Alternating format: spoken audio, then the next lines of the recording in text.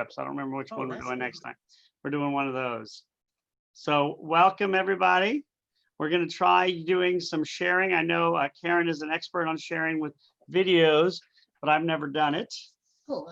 Some of these videos may have a bad word or two because obviously, you know, they're not, it's hard to find movies without. But I wanted to start with this movie, which is one of my favorite Jewish movies, which is a little known one. It's called The Hebrew Hammer. I don't know if you guys have seen it before. I've seen it. It's hard to find a clip that is PG. This is a small budget movie called The Hebrew Hammer. Make sure you tell me if you can't hear it. This is the beginning.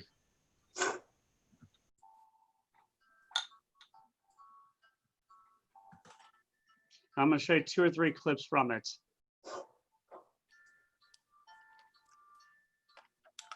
What year is this? I think it's like around the 90s. Yeah, not that old.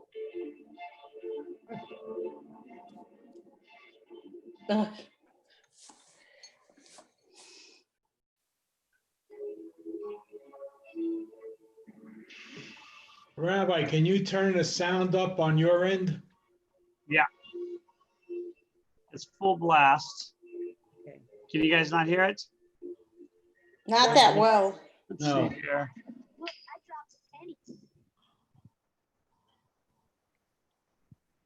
When you share the screen, there are 2 links on the bottom of share the screen.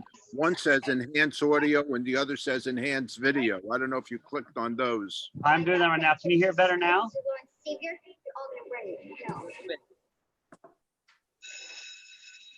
let's try audio settings.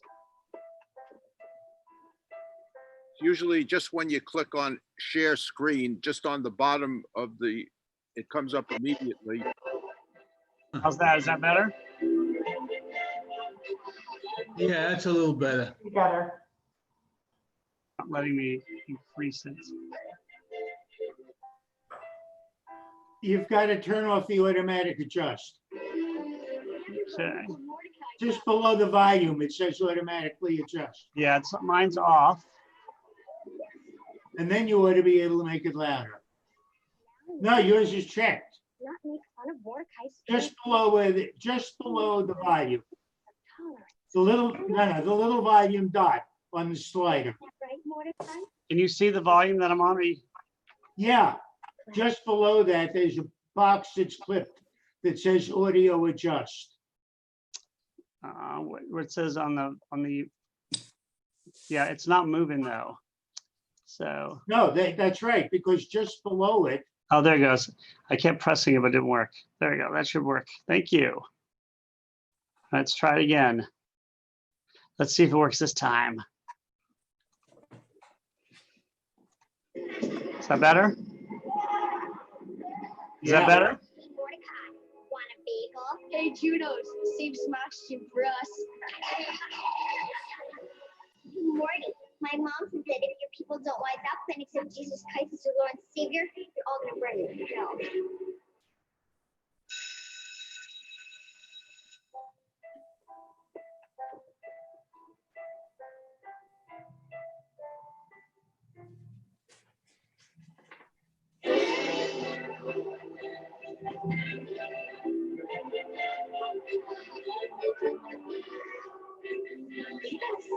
Bells jingle all the way.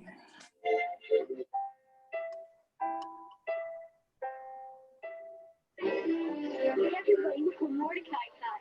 Nice spinning top, Morty.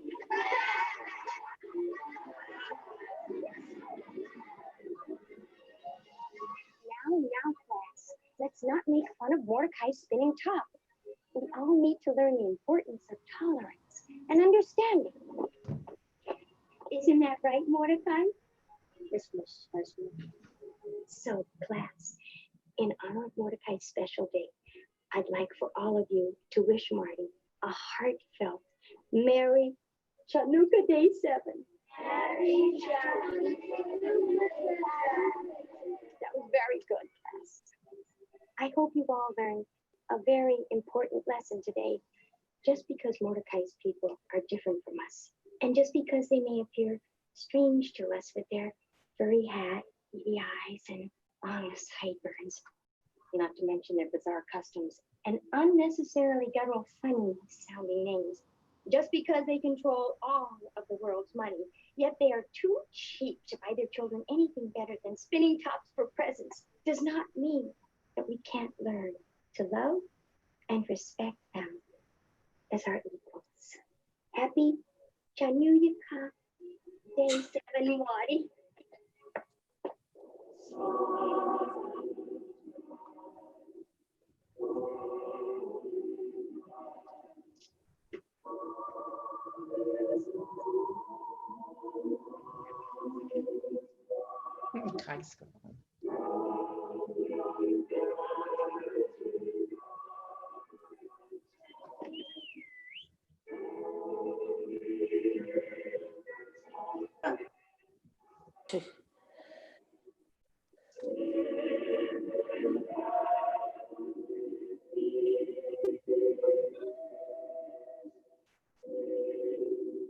Carry it with you.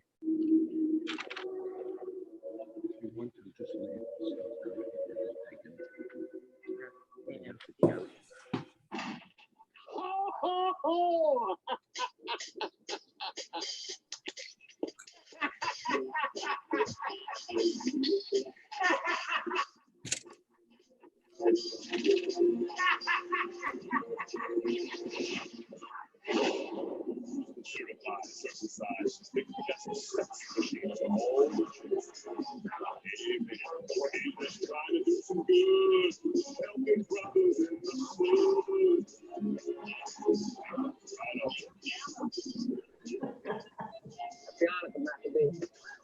Adam Goldberg, who's friend of Danielle's. Thanks, Ever. Hannah, why don't you come eat by us for Shabbat?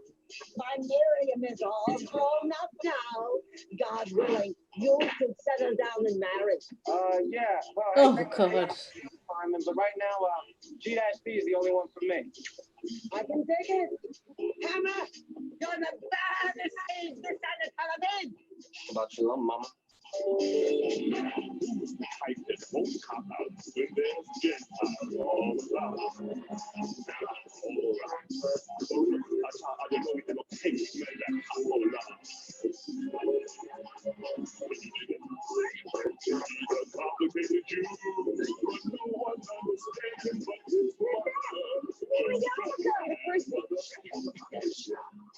We were gonna give it back. What God? Take God's name in vain. No, it's not like that. What's the line? We were just about to.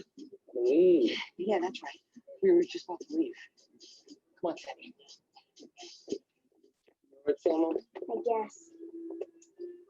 Sometimes I wonder why I even bother praying to one God. Hey, you listen to me, all right? You be proud of who you are. From bad, bold, big-nosed, biblical brothers. You feeling me? Yeah, All right. Made in Shalom molestum, little brother. thanks, Adam. Oh, and Shlomo. Stay Jewish.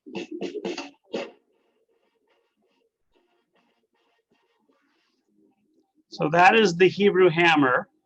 I don't know if any of you have ever seen it before, but I showed that one because I wanted to find a movie that I think few people had seen.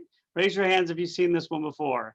It's a Jew-sploitation movie. So it's like a Jewish movie based on the blaxploitation movies of the 70s, with a Jew pseudo super detective, kind of James Bond character. And it's really funny. It's really vulgar. A lot of it has a lot of language. So about the only clip, there's only like 2 clips you can show. But it's really interesting that today we can see a movie like this, which is making fun of people making fun of Jewish stereotypes. We have this tough Jewish kind of Mickey Spillane slash Arnold Schwarzenegger slash, I don't know, what's it, John Wayne character. who's the coolest dude in town, and they're just making all of these Jewish references. So unless you're Jewish, you won't understand 90% of the movie. And so we can watch a movie like this today because the world has changed, because we know that even though Jews truly dominated the movie, the movie system for a very long time, they were not producing movies that spoke of Jewish characteristics or had Jewish lead characters. It was one of the ironies, if not the greatest irony, that almost every single one of the major movie studios was founded and run by Jews, and yet there were very few, if any, movies that talked about Judaism or had openly Jewish characters who were leading characters. The exceptions would be, of course, Gentleman's Agreement, The Jazz Singer, but there's only a few exceptions to a very steadfast rule that in the movies, you do not have leading Jewish characters except maybe in comedies. And even there, you don't usually have Jewish references. So we'll talk a little bit about the foundations of the system and then look at a few clips. I don't know if I'm even allowed to show clips on YouTube, so we'll see. They may take them off, who knows? If I am not allowed to, I'm going to blame Judy because it was Judy's idea to do it. So how many of you are familiar with the movie mogul or the system by which movies were created? I think most people are. Originally, movies, of course, were a small back of the room business that no decent human being wanted to be part of. And this is why Jews could become part of it, because it was not a system that was akin to law or finance. This was a backwater, low-brow belief system, or not belief system, career. And so it welcomed people who were not part of the American official dream, people who were cut off from certain fields.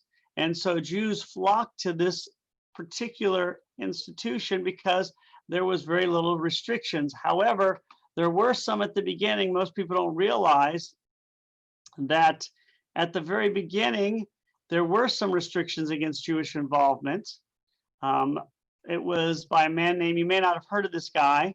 His name was Thomas Edison. I don't know if anybody's heard of him.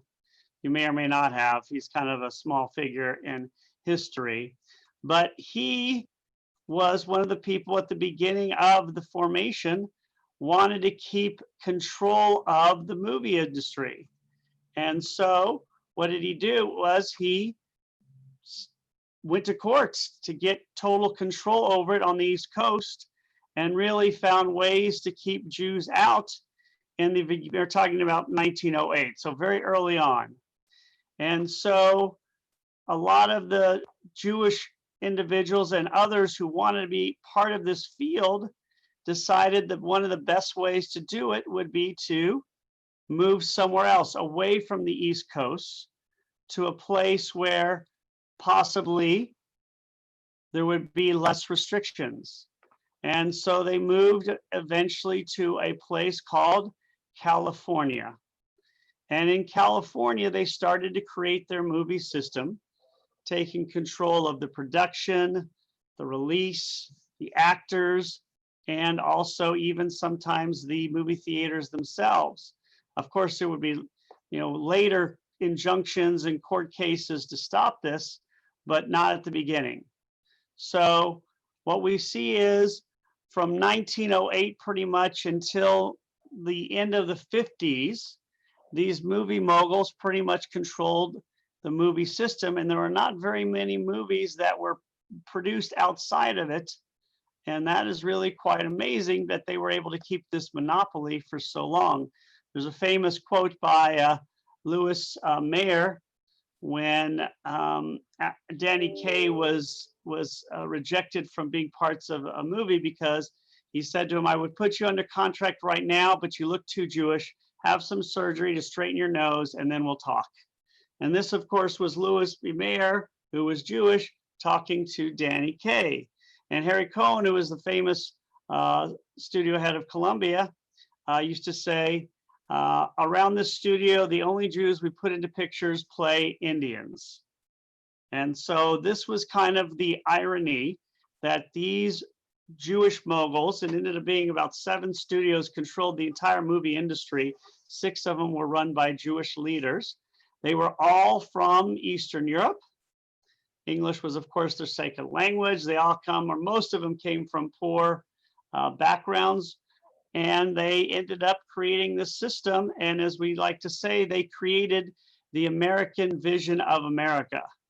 And that's the other irony, that the American vision of America that was created in the movie system was actually created by Jewish men from Eastern Europe whose first language wasn't English and had thick accents, and yet they're creating this system. And through this system, they're creating what America is really about in many respects. And so people were going to movie theaters watching John Wayne and Clark Gable and Gary Cooper and all these famous stars and starlets, and yet it was Jews who were running the studio, sometimes writing, sometimes producing, once in a while directing through the 1950s. If anybody wants to say anything, just raise your hand, or if you want to add anything. This is anybody else? I'll put everybody on. Anybody? All right. No questions so far. Very good. So this is how the system worked.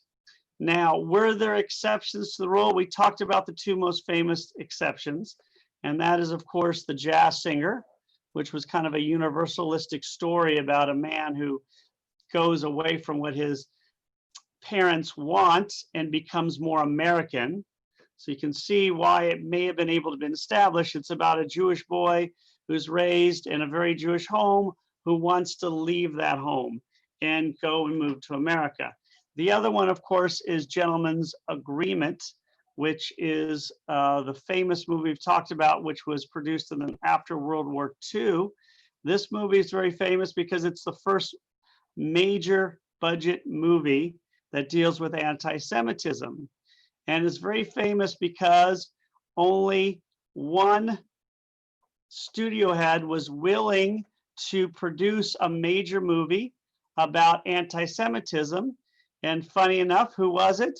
It was Daryl Zanuck of 20th Century Fox. Why is that ironic? Because he's the only one of the 7 major studios that was headed by a non-Jew. And when he was about to make this movie, Gentleman's Agreement, several of the other studio heads came to him and asked him, even threatened him, not to make a movie about anti-Semitism because they didn't want to rock the boat. And yet it was made. They didn't think it would come anything. Of course, it was nominated for many things, won many Academy Awards, made money, but there isn't going to be another movie about anti-Semitism for a while. So through the 1950s, these men controlled the system. And even through Depression, especially through the Depression, they created this vision of America that was, you come here for opportunity, that we're strong, we're embodiment of freedom. The only movies in which Jewish characters, and of course there were exceptions for people who didn't look Jewish, obviously, Michael Douglas is, I just forgot his father. Kirk Douglas, thank you, Kirk Douglas. Kirk Douglas is somebody like that is an exception, but there was only one type of movie where Jews were allowed to really be leads, and that was, of course, comedies. And so many of the comedies had Jewish comics, such as the Marx Brothers, Jack Benny, of course, he didn't do that many movies, but he did some that were very successful. And so except for comedies, you don't see a lot of Jewish actors who are playing lead roles in dramas. And who were these men? You think of Louis B. Mayer, MGM, Samuel Goldwyn, who was running an independent film studio for a while, which did really well. Harry and Jack Warner, of course, for Warner Brothers, Harry Cohn for Columbia, William Fox from Fox Pictures, Carl Laemmle from Universal, and Adolf Zucker from Paramount, along with Daryl Zanuck. And this is before, of course, Walt Disney created his studio. If you want to read the book that still is considered the go-to book for this, it's An Empire of Their Own, How the Jews Invented Hollywood by Neil Gabler. There's also been a documentary about it, which was very interesting to see how these men who came from Eastern European backgrounds did exactly what their parents told them not to do. They didn't go to school and become educated. They didn't follow their parents into certain businesses. They went into this movie world and became very successful and kind of controlled it with an iron grip. They controlled the actors and actresses. They controlled the scripts. If you tried to do anything against them, you could be blackballed. So again, it was a very different world, although we're seeing from what's happened in recent days that there were Jewish and non-Jewish moguls who were doing terrible things. In this case, it wasn't all terrible, but they certainly controlled the entire system. Any thoughts before we continue? All right. Mari. Yeah, And then Mari and then Larry. just one comment that a wonderful quote this was shared by, I think it was a granddaughter of one of the moguls, of her grandmother seeing the long lines outside of early theaters in Chicago, being excited at discovering this great business where people paid cash and paid it before they received the product. Nice. That's a good point. And it's, you know, and these things started as little Nickelodeons where you'd own the little Nickelodeon shop and weren't doing that well. But when they went to the big screen and started having the theaters, then that changed everything. Larry. Yeah, I just wanted to give a heads up for a shout out for New Jersey, because Edison, of course, was in New Jersey, and he established in Menlo Park here, the Wizard of Menlo Park, and also in West Orange, he established the first indoor studio, which he called the Black Maria, which you could still go to. They still have every year a Black Maria Film Festival, really? Which is an indoor, and it's called Black Maria because it's like a barn and everything is painted black inside. But the real film industry in New Jersey was in Fort Lee, which is famous now for Bridgegate, you know, because of the episode that happened. And that's where a tremendous number of outdoor films were made.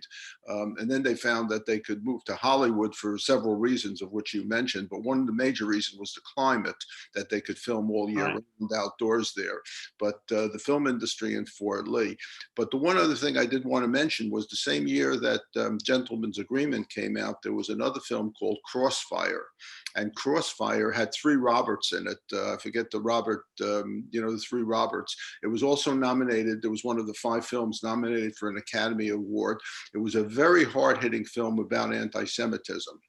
If you get a chance to watch it, it's about a soldier who kills a Jewish guy. The Jewish person invites them up there, and these guys are soldiers. Robert Ryan, I think, was one of the murderers of it, and it created quite an impact. It's quite a different film than Gentleman's Agreement, but it hits a lot harder as far as anti-Semitism goes. But it was the same year as nominated for an Academy Award as well. What studio? What's it called? I don't remember. Crossfire. I don't remember what studio produced it. Crossfire. Well, and again, with Edison, I mean, in the early 1900s, he controlled the market for a few years and ended up in 1908 having the Edison Trust, which really gave him the monopoly on the East Coast. It wasn't broken up till I think after World War I. And so they went to California because, as you said, the weather was wonderful, but also California was the Wild West. There weren't restrictions, there wasn't competition, there wasn't anybody trying to control it. They were happy to have money coming in. And so all of these things led them to go out there. And when the monopoly in the East Coast was destroyed at the end of World War II, which, you know, I don't think it bankrupted Edison, but I don't think it was very traumatic financially. All of a sudden, people were now entering into this business, but the Jews on the West Coast had a 10-year head start. And so that's what helped them to really dominate this whole thing. And it was really quite incredible that these, again, I think that the idea was as long as they stayed behind the scenes that they were okay. And of course, we all know what happened, that they were still Jewish. A lot of them were members of synagogues. There's a very famous synagogue in LA in which the sanctuary is created in the style of a theater, a movie theater. And several were members there. They started their own country club, which is now probably the most prestigious country club in the world. And so they really had a long tenure because they were in control all the way through the 50s, although I think Cohen lived all the way to the 70s, but he wasn't in control. And I think Goldwyn lived a long time as well. Now, Karen's To mention one other thing, the other important okay, thing first that- Larry, then Stuart. Oh, I'm sorry. Karen's been trying to say something Oh, who has, I'm for sorry, a long time. who is? Karen. Oh, Karen, please, go ahead. No, I was just, when you were talking about some of the actors, and I can't think who all of them were, but maybe some, but I remember Jeff Chandler. There were a lot of Jewish actors they made change their names. So Danny Kaye, for instance, was Danny Kaminsky. And of course, Tony Curtis, what was he? Bernie Bernie Schwartz. I forget Jeff Chandler. Somehow it was a family connection with Jeff Chandler. But it seems to me there were a lot of others who didn't have that sort of, call it stereotypical Jewish look, but they had to change their names to something Oh, very, yeah. waspy sounding, I guess.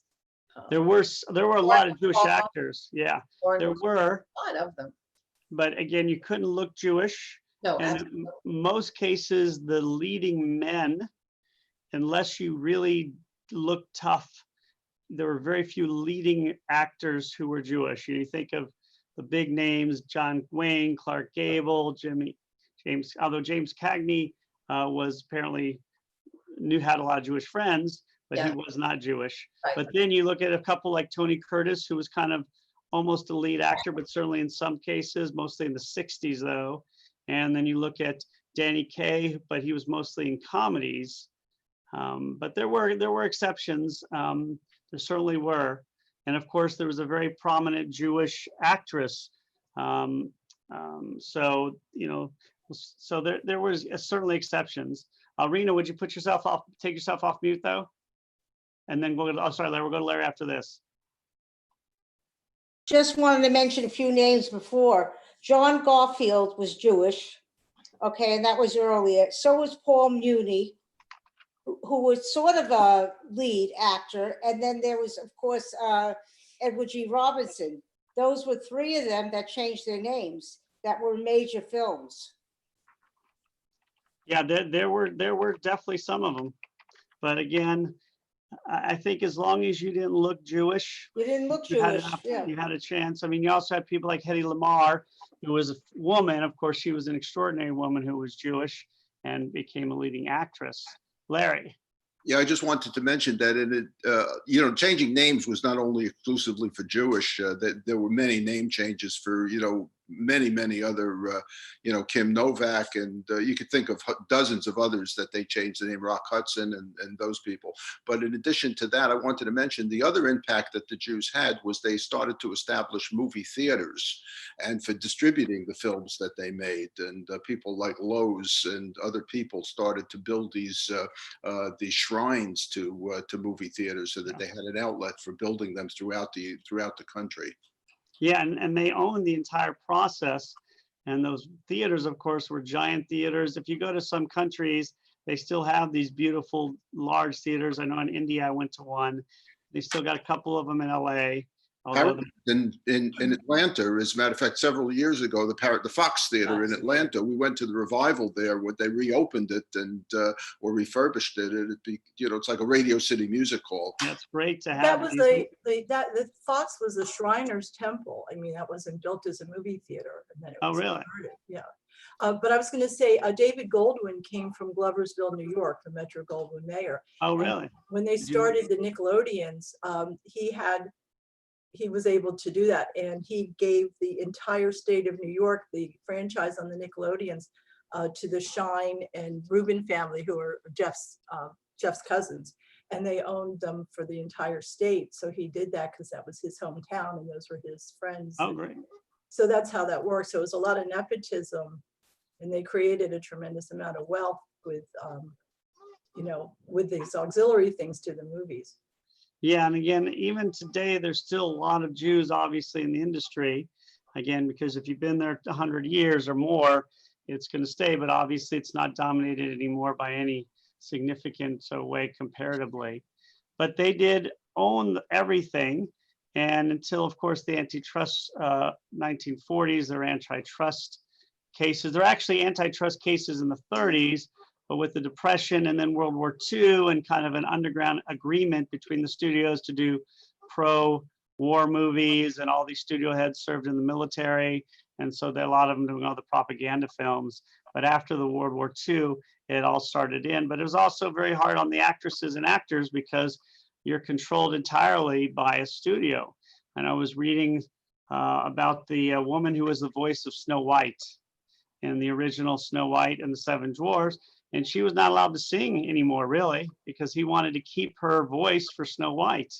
So he had her total control, and you don't really see in a lot of these actresses who did these, you never, they didn't get to do anything else. So it's very interesting what it's like to be in that type of control, but it still was, obviously a fun industry to be in, and there was a lot going on in them. But as time went on, you saw a little bit more. And then, of course, you would see even the jokes, was kind of an underground thing that Jews controlled Hollywood. But then as time went on, of course, it became overtly understood. And, and I want to show you this. This came from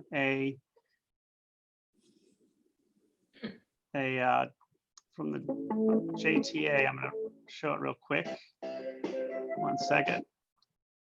And then, so it's become known, or at least well known, that there are a lot of Jews in the movie business. And so this is a public announcement about how to say a Jewish joke at the Academy Awards.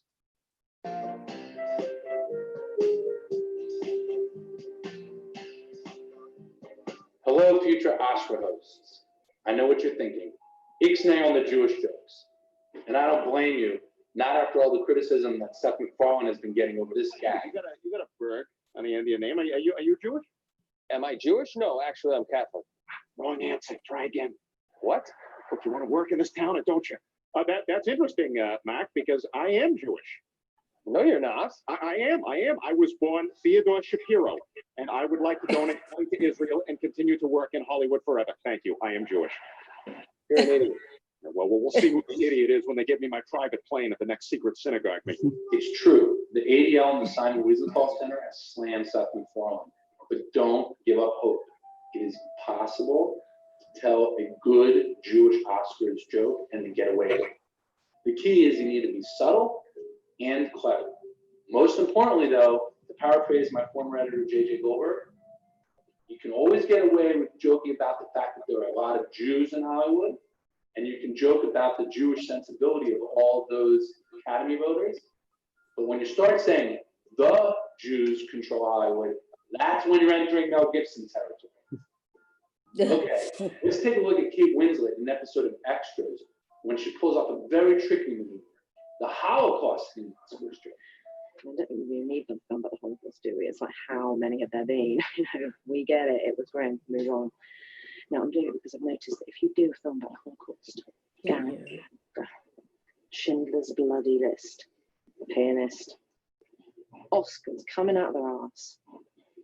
Okay, that was HBO. You want to know, is it possible to pull off a Jewish Oscars joke while actually hosting the Oscars? The answer is yes, it can be done. Check out this video of Steve Martin in 2010 when he hosted with Al Baldwin. Glorious bastards. Christoph Waltz played a Nazi obsessed with finding Jews. Well, Christoph?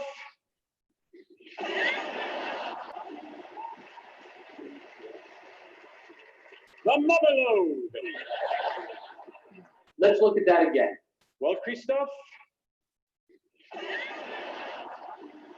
Notice the brilliant use of the raised arms. He doesn't even need to say Jewish. So if you find yourself hosting the Oscars, just remember, subtle, clever, and Jews, not the Jews.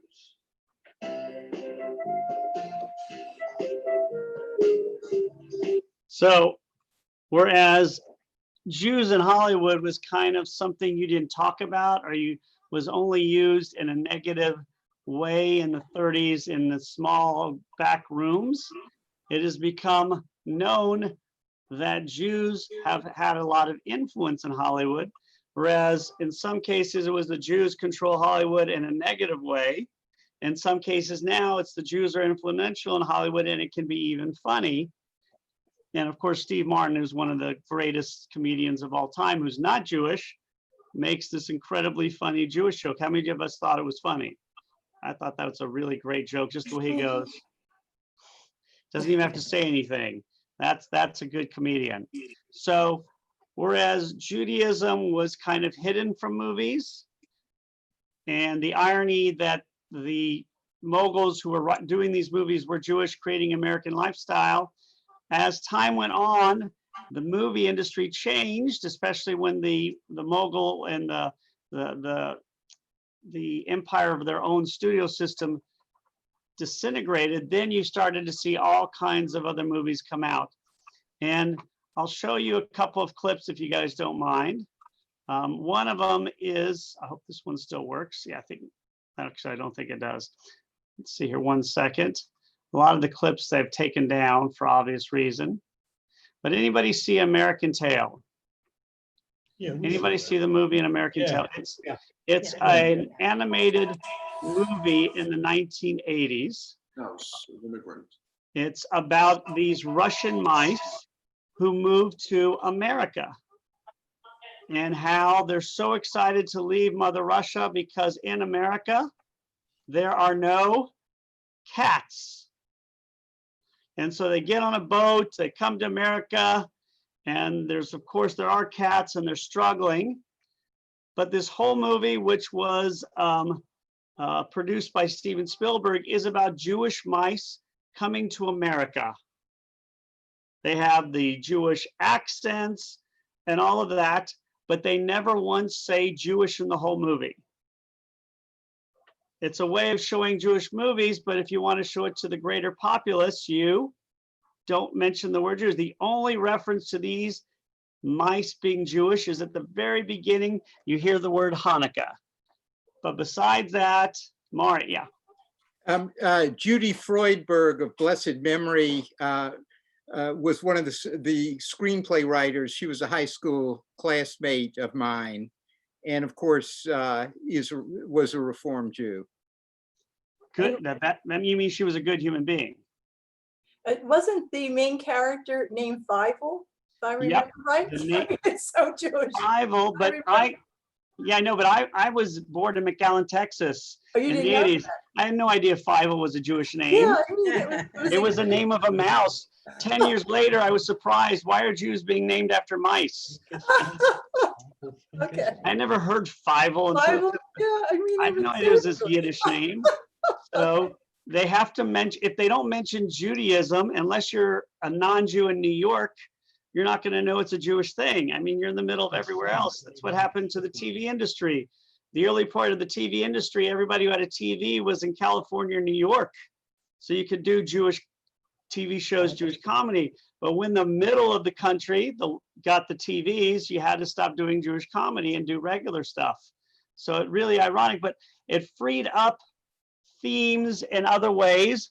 On one hand, it freed us up to do comedy about Jewish things that would have been considered completely unprofessional and would have gotten you kicked out of Hollywood if you even tried any of these things. But of course, in the 60s or 70s, with the end of the system, these Maverick movie people, many of whom were Jewish, but many of them were not, started giving us the ability to create comedy about things we could never do it before. This is from went to the mountain, and God spoke up to him. Moses, this is the Lord thy God commanding you to obey my law. Do you hear me? Yes, I hear you, I hear you. A deaf man could hear you. What? Nothing, I'm finished. Forget it. Oh Lord, why have you chosen me? What would you have me do for you? I shall give you my laws, and you shall take them unto the people. Yes, Lord.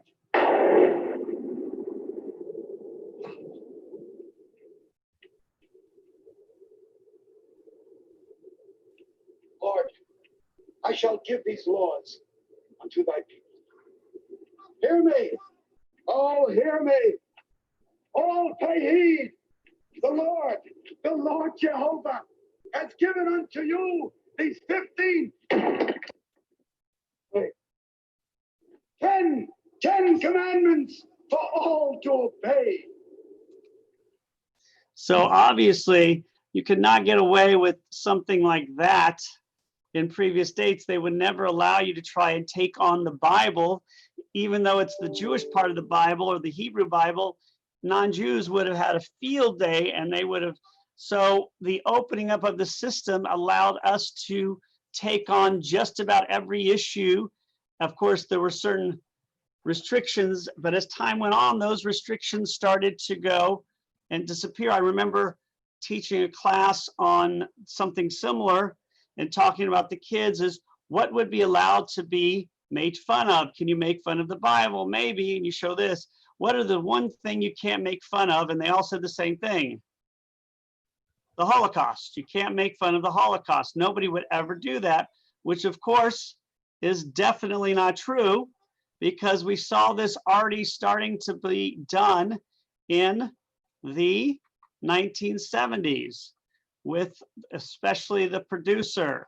And I'll show you the clip of the movie from the producer.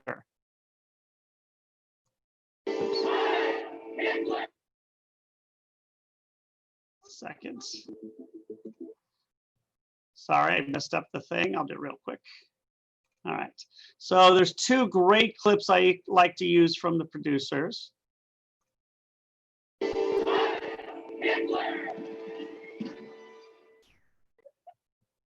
So this is one of them. Let's see if I can get it on. There we go.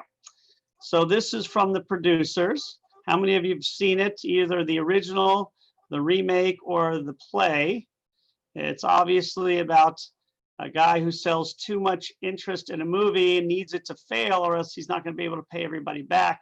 So they picked the absolute worst movie, the one movie they know for sure will fail, and Springtime for Hitler.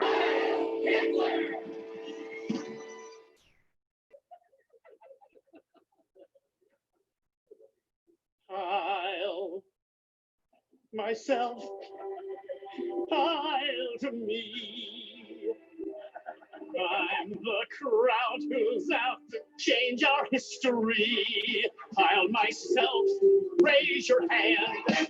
There's no greater dictator in the land. Everything I do for you. If you're looking for a war, here's World War II. I'll myself raise your beer. Every Nazi, Nazi, stand and cheer.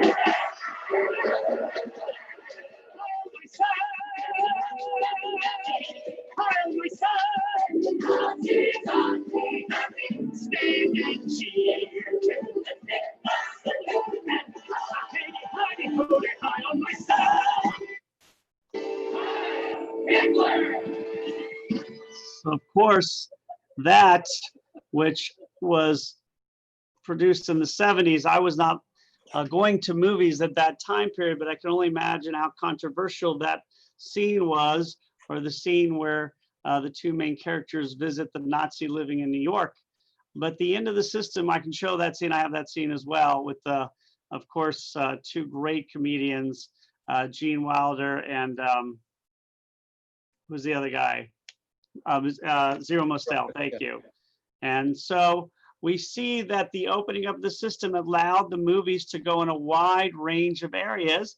And a lot of it was talking about the Jewish stereotypes and showing that they're not true, because for a long time, whenever Jews were in the movies, especially when they started being allowed to, they were always the same type of Jewish character: short, dark-haired, maybe a mustache, sarcastic and funny and nebbish.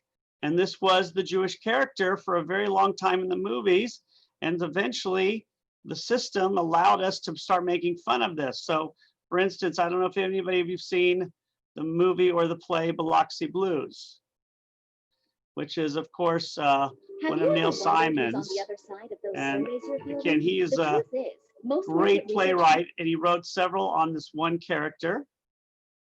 And it's, tell me if you can figure out who the Jewish characters are in this, by the way. These are men just going to start their term in World War II. Good to see you. Is it loud enough? No.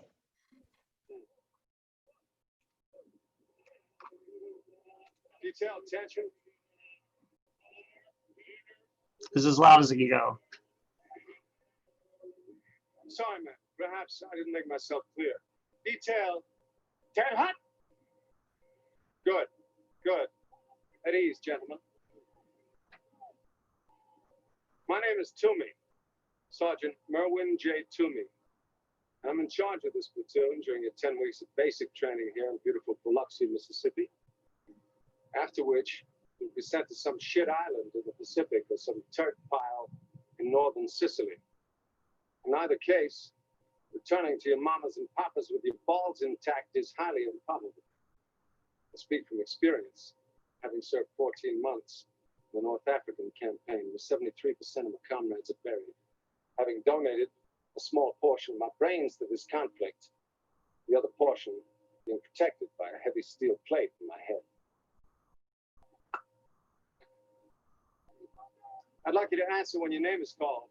The answer to that question is ho. Not yes, not right, not here, not sir. Any other unacceptable form of reply except the aforementioned ho. I understood? Ho. Ho.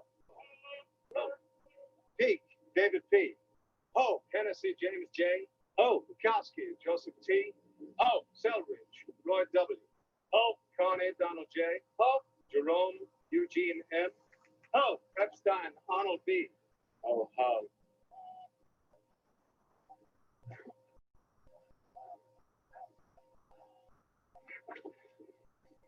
There are 2 Arnold Epsteins in this company. No, Sergeant. Just give me one goddamn ho. Yes. Epstein, Arnold B. Ho. One more time. Ho. Do I make myself clear, Epstein? Ho. Do I make myself clear, Jerome? Oh, yes. Oh, what? Oh, nothing. You having trouble understanding me, Jerome? Oh, no. I mean, no hope, Sergeant.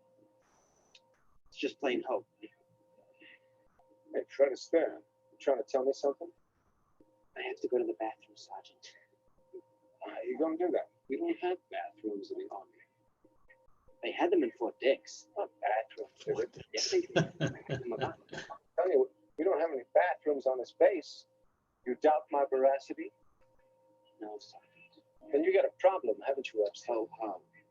You bet your ass, ho, ho. You know why you got a problem, Epstein? I have to go with it. And you got a problem because you don't know Army terminology.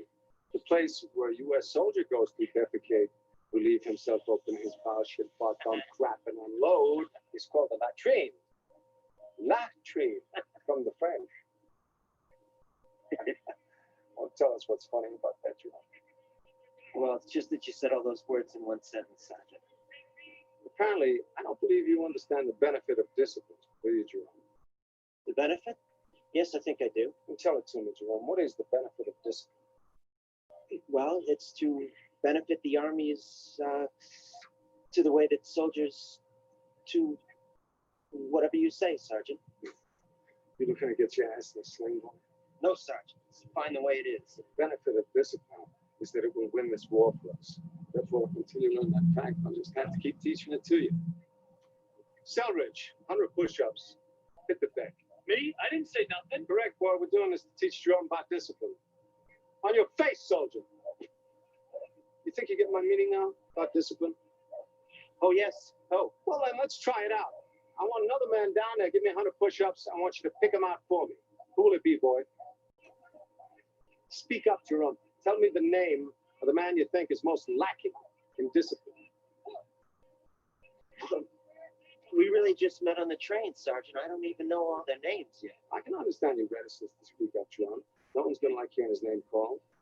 Why don't you just whisper it in my ear? Bukowski. He's the biggest man in the company. That took guts, Jerome, but if that's your wish will be obeyed. Bukowski, 100 push-ups for me and your buddy here today. Nothing to me, Peg. To join these men, a show of comradeship. The entire platoon except yourself. My God, that's a good choice. You won't have many friends here, soldier, but I'll be one of them. Tell them to hit the deck for you. You want me to say it? It was your idea. Platoon, hit the deck. Shout it, boy. Platoon, hit the deck. Tell them what we want, Jerome. 100 push-ups. Man, ask 150 push-ups. You heard him, man. Count off. So that is a great example of the Jewish nerd, the nebbish Jew shown throughout until really recent days. In most cases, this is still what Jews, but here, of course, we see him making fun of. It's not hard to deduce which two people in that whole lineup are Jews. They're shorter, dark hairs, not tough. They're sweating twice as much as everyone else, and they're both sarcastic and funny. And so this is the kind of Jewish person we see seating. But of course, as time went on, we get to see different Jewish characters like the Jewish hammer, which makes fun of the idea of the Jewish nebbish character. But before we conclude, and we can do more later because I kind of rushed through everything, just in case you think there's only the Jewish man that they make fun of in movies, there's also the Jewish woman we make fun of. And what's the Jewish woman we make fun of? This is the most pathetic trainees I have ever laid my eyes on. The Jewish woman, of course, is the Jap, the Jewish American princess, which I even have a joke about that with my comedy set. There's several movies, but the best movie that shows the Jewish American princess, I think, is Private Benjamin. Right. In which this woman who is talking right here won an Academy Award for Best Supporting Actress. It's about a woman whose husband dies on their on the day of their wedding, and then she's convinced to join the army because someone tells her you get to be in yachts, you're in townhomes, it's a beautiful thing. And so we meet Private Benjamin, who of course in real life is part Jewish. The trainees I have ever laid my eyes on. Ladies, my companies are the best trained and disciplined soldiers on this base, huh? I hate to interrupt you, but could I speak to you for a sec? Oh, my Lord, Sergeant, would you look at this? I've seen it, man. What's your name, Princess? Huh? Judy. Judy. Judy Benjamin. Judy Benjamin. I think they sent me to the wrong place. Uh-huh. See, I did join the army, but I joined a different army. I joined the one with the condos and the private rooms. No, really, my recruiter, Jim Ballard. I don't care what your lousy recruiter told you, Benjamin. I'm telling you, there is no other army. Wait a minute. I don't want to have to go to your boss or anything, okay? Look, to be truthful with you, I can't sleep in a room with 20 strangers. Oh, dear. And look at this place. The army couldn't afford drapes. I mean, I'll be up at the crack of dawn here. And I have to tell you, I am frankly a little shocked. You're shocked? Yes. Why? This place is a sty. It's a sty? Yeah, I mean, look at these stains. God knows where this has been. Yeah. And have you seen the bathroom? But, do you think that the latrine, do you think that it's unsanitary? Oh, it's disgusting. There are urinals in here. Well, that's because this is the army. Benjamin is not a sorority house. May I see your toothbrush, please? Please.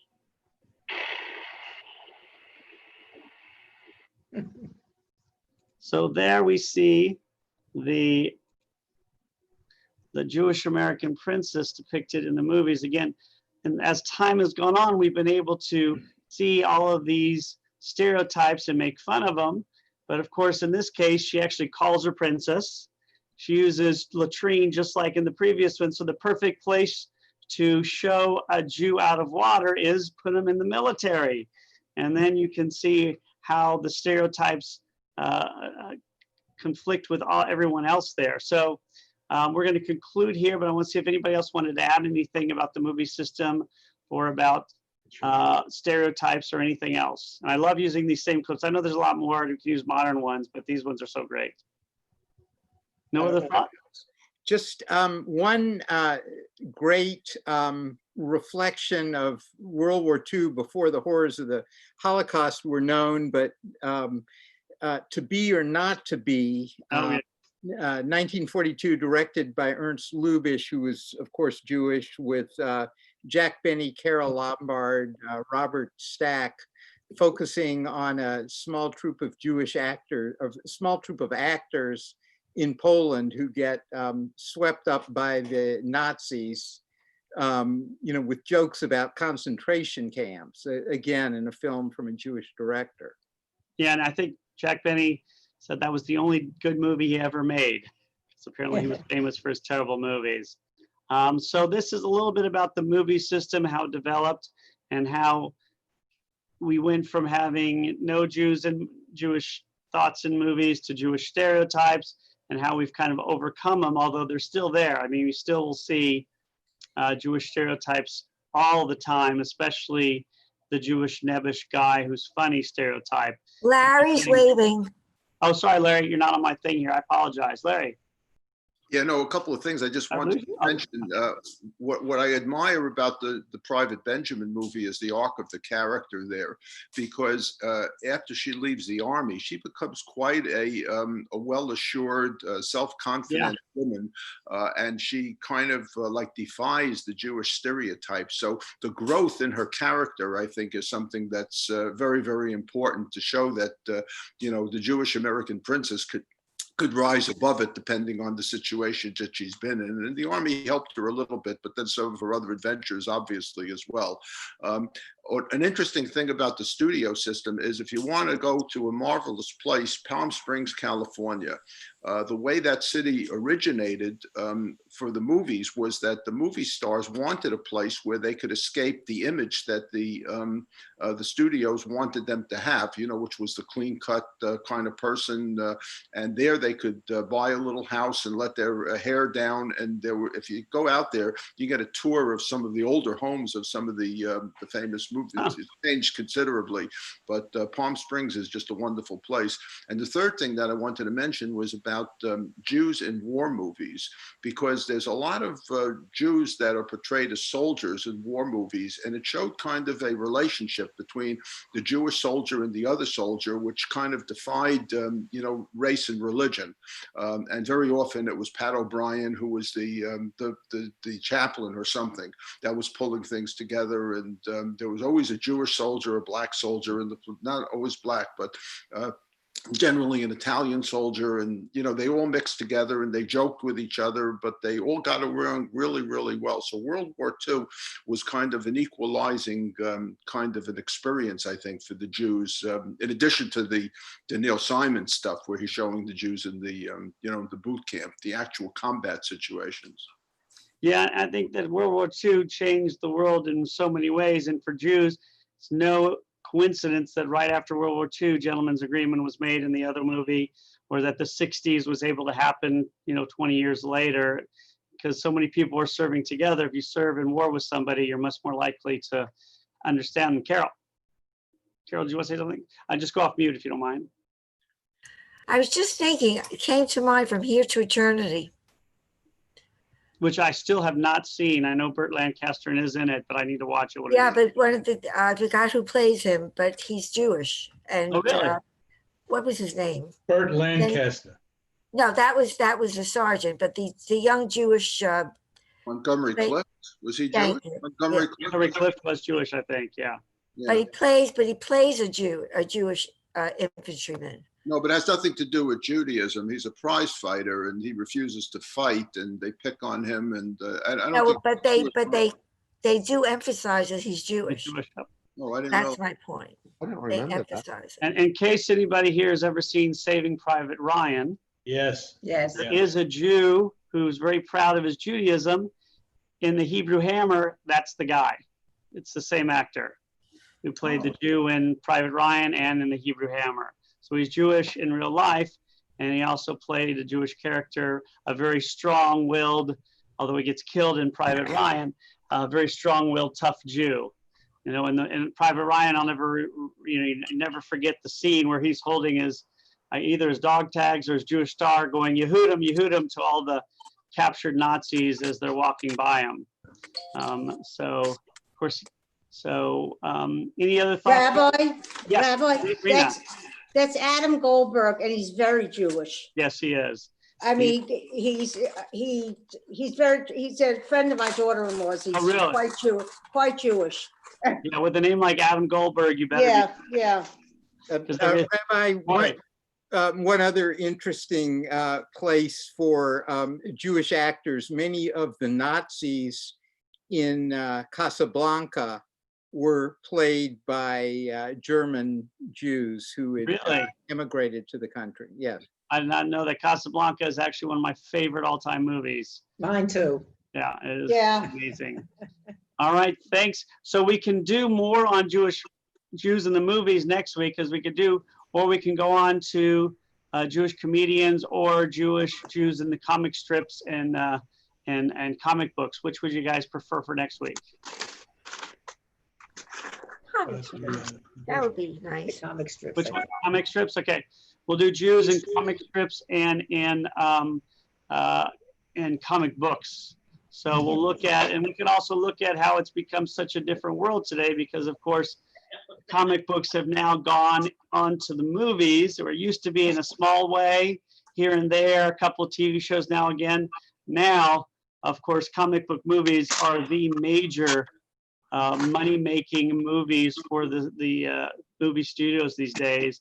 And in TV, they're all over the place as well. So, all right, well, you guys have a good one. Yes, Jeff. Rabbi, I tried to pick up the Hebrew Hammer after you mentioned it. It doesn't seem to be available on any of the networks, at least the ones I've tried. I tried 3 major networks. You may have to get it on DVD. I think I have it somewhere. Would you email me now and remind me, and I'll see if I can, if I have it, I'll send it to you. Terrific, thank Or, you. and if I don't, I know I ordered it at one point, but I don't know if I kept it or gave it away to somebody. Okay, terrific. Rabbi, thank you so much. Thank for you. Another Thank nice you. morning. Always a pleasure. And just remember, if you try to watch the Hebrew Hammer, there's a lot of cursing. That's okay. Thank you, Rabbi. Bye, guys. Stay safe. Bye. Bye now. Bye. Bye.